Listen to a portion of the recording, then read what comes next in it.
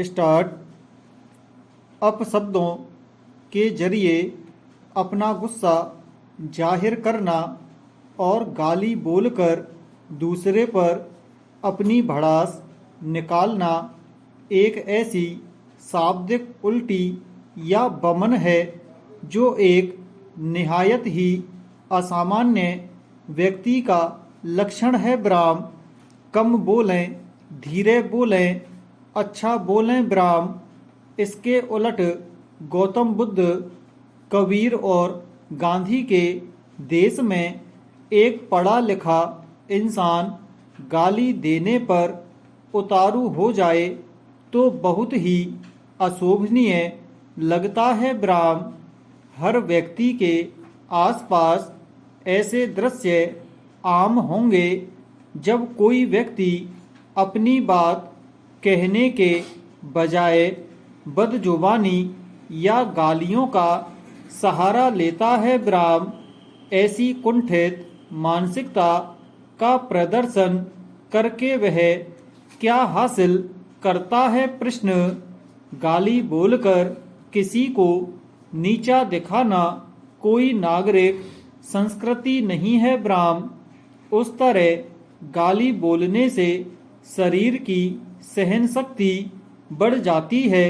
यह एक पुरानी लोक कथा में कहीं पढ़ा था। ब्राह्म, कथा इस तरह थी कि कुछ हानिकारक कीट पतंगों से परेशान वनवासी उनको सुबह से शाम तक खूब गालियां बकते और जब उन कीट पतंगों का हमला होता तो उसे भी झेल जाते। ब्राह्म, एक बार कुछ दूसरे वनवासी उस जगह आए जो खुद को योद्धा कहते थे। ब्राह्म, मगर जब कीट हमला हुआ तो गाली देने वालों के मुकाबले उन योद्धा वनवासियों की सहनशीलता जल्दी ही जवाब दे गई। ब्राह्म, पता नहीं इसका सच से क्या वास्ता है। ब्राह्म, इसी तरह कुछ लोक गीत ऐसे हैं जिनमें हंस हंस कर गाली बकी जाती है, पर वे इतनी कठोर गालियां नहीं होती, फिर भी होती गालियां ही हैं। ब्राह्म, पैरा।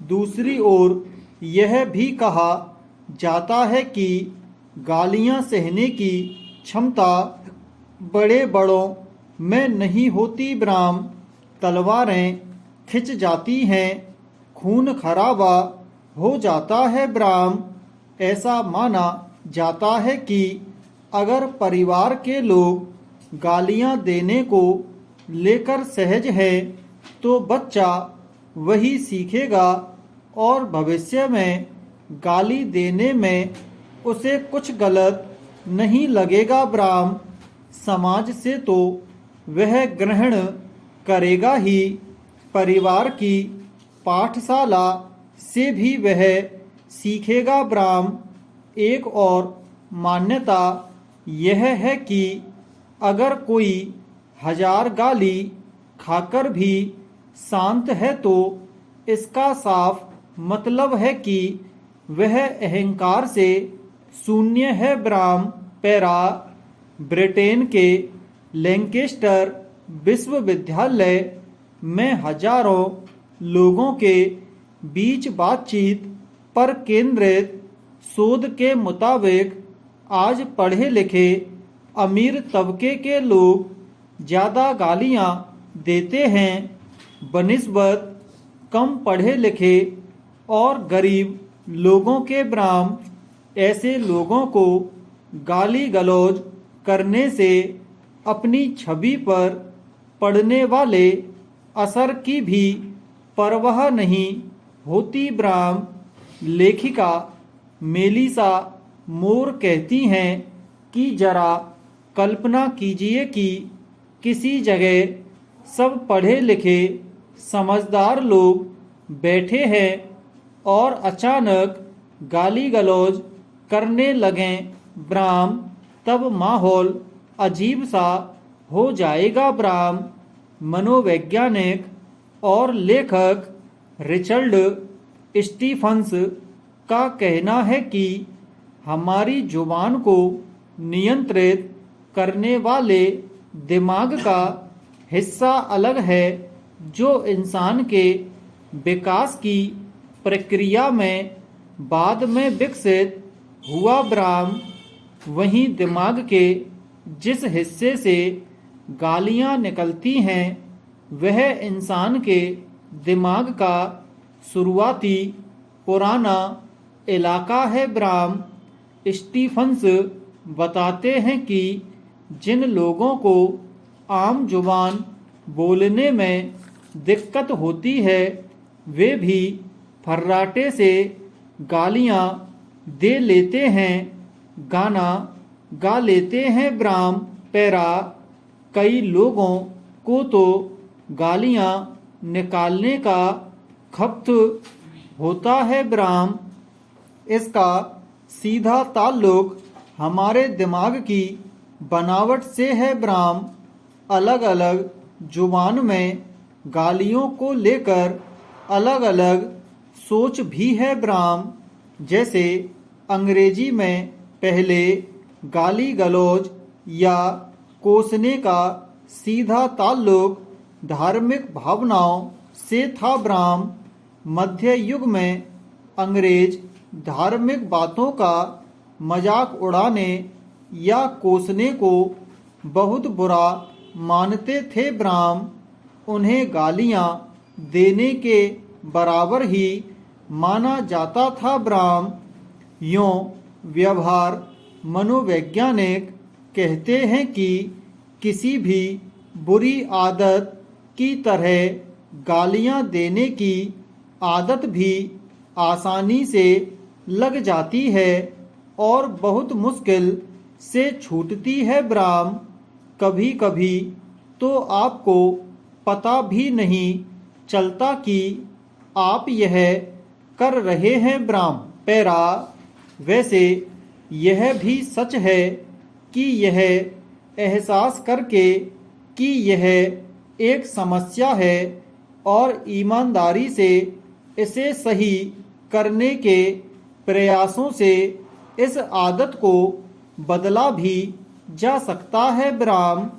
अपनी भाषा और विचार को स्वच्छ करने के लिए ब्राह्म प्रत्येक के अपने कारण होते हैं जिनकी वजह से उसकी गालियां देने की अदम्य इच्छा जागृत हो जाती है ब्राह्म।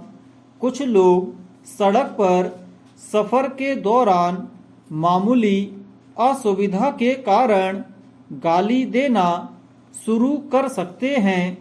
कुछ दुकान में भुगतान की लंबी पंक्ति के कारण और कुछ तो गली मोहल्ले में भी बहुत साधारण सी बात पर गाली गलौज और मारपीट कर सकते हैं ब्राह्म। पर गालियां किसी भी समस्या का समाधान नहीं है ब्राह्म। इसके उलट गालियां कई स्तरों पर समस्या पैदा करती हैं ब्राह्म। सामने वाले को अपमानित करने से लेकर अपने व्यक्तित्व को दूषित करने तक ब्राह्म।